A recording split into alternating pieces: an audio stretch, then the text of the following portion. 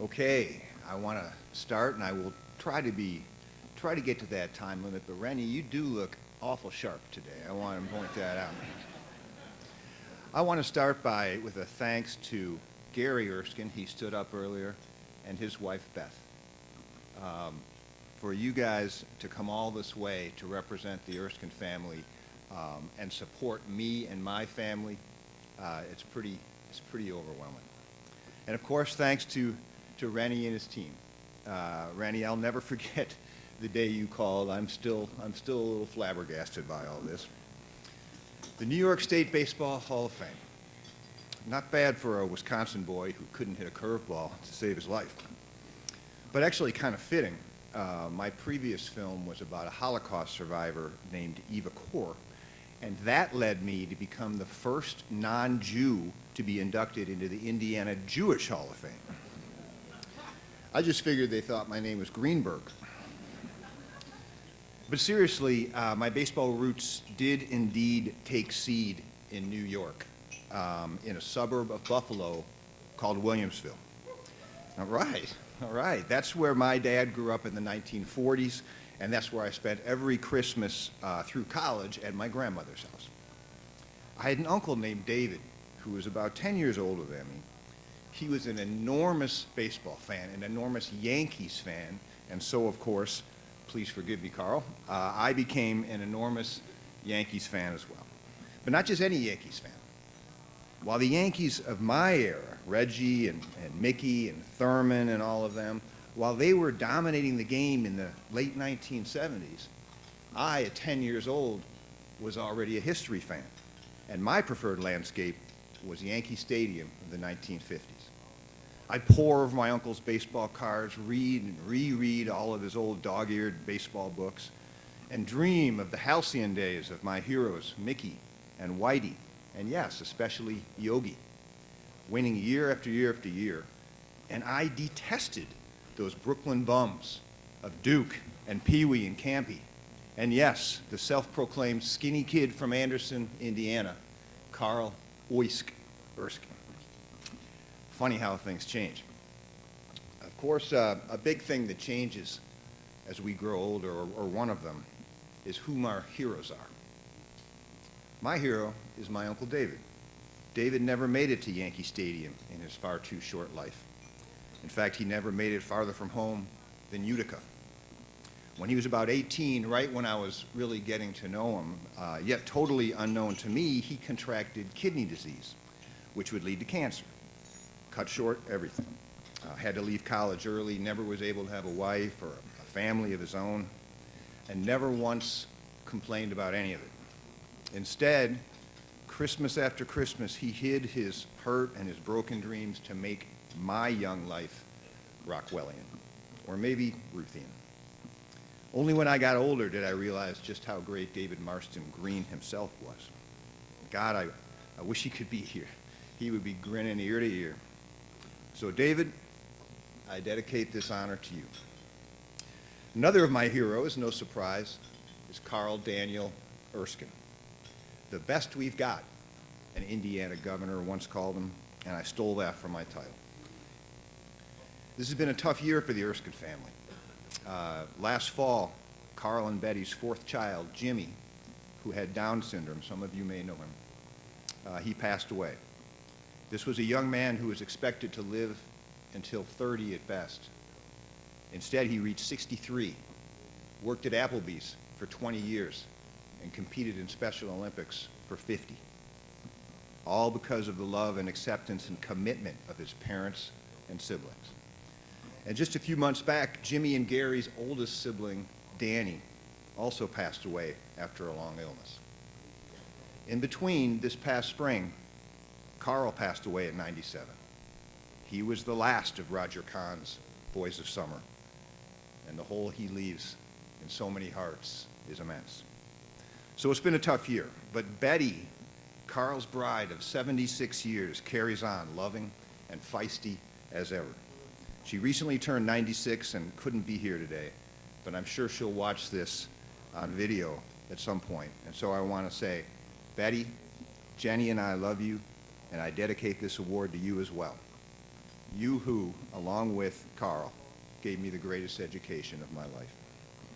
Also with us tonight, apparently he doesn't need much introduction, or at least again, is Jim Denny, my right-hand man on the documentary, here with his beautiful wife, Kayla. And likewise, my dear friend, Jeff Moeller, the president of Special Olympics Indiana, and one hell of a partner. Can't believe you came, brother. I can't believe you came. That's you. I'll tell you, Carl is indeed an Indiana boy through and through. Yet so many people from New York helped me tell his story. Bob Costas, who grew up in Commack. Bob got emotional, which is rare for him on camera, when he talked about Carl and Jackie Robinson and their legacy. Charlie Steiner. Charlie provided the narration for a song simply because he had such great memories of watching Carl at Ebbets Field and such great respect for all he did after that. Branch Rickey III, also born on Long Island. Branch is an orator in the style of his grandfather, and his words were so wonderful I gave him the final words of the film. "I'll take the Erskine hero every day," Branch told me, and I agree. The late, great Vin Scully from the Bronx. We went out to LA early in the project to interview Vin, and he really wasn't feeling so hot that day. In fact, I was told later by his PR guy that this was the last sit-down on-camera interview that he ever gave. But Carl was so important to him, he wanted to give it a try. Vin said so many magical things in his signature Vin Scully lyricism that at one point I went off-roading and asked, you know, of the thousands and thousands of players that you've covered, you know, you've interacted with in your 70-year career, who was the best human being? He thought on that for a second, and he said, there were two. Carl Erskine and his Brooklyn Dodgers teammate, Gil Hodges. I'd call that a pretty good pairing. Finally, my guy, Jerry Reinsdorf, owner of the Chicago White Sox, who hails from Brooklyn. Now, had I known he hailed from Brooklyn, believe me, I would have asked him for money.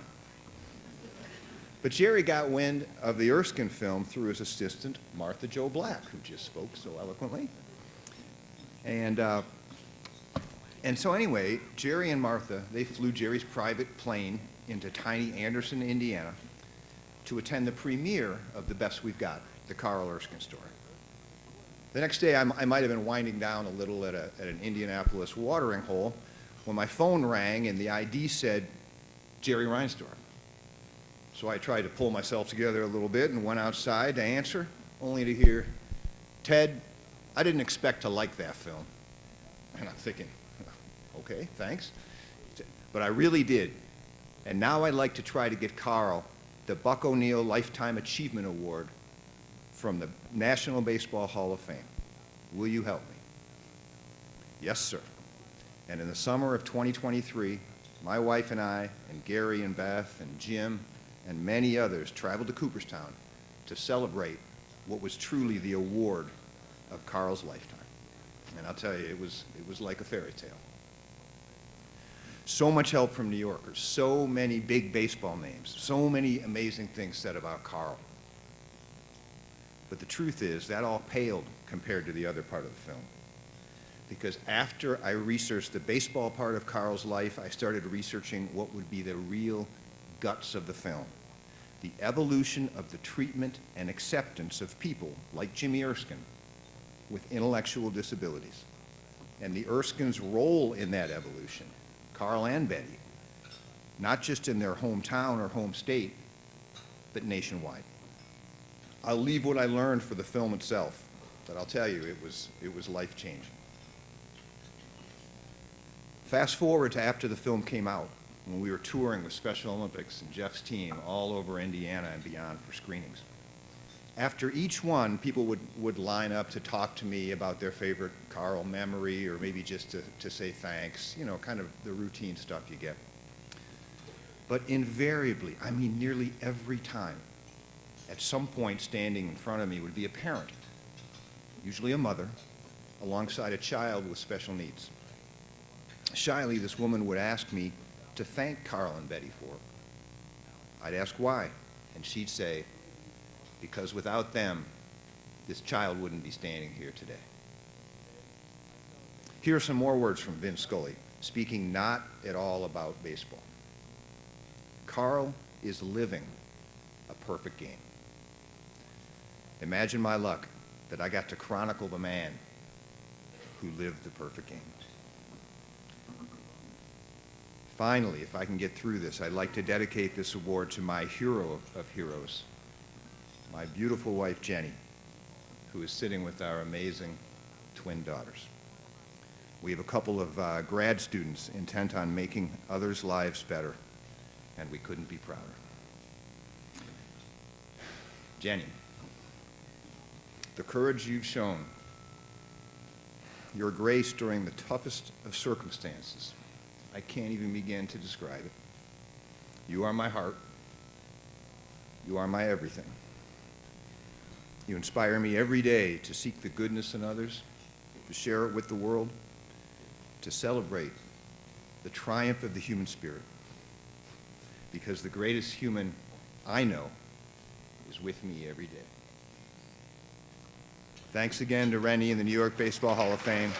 Congratulations, the other inductees, and God bless.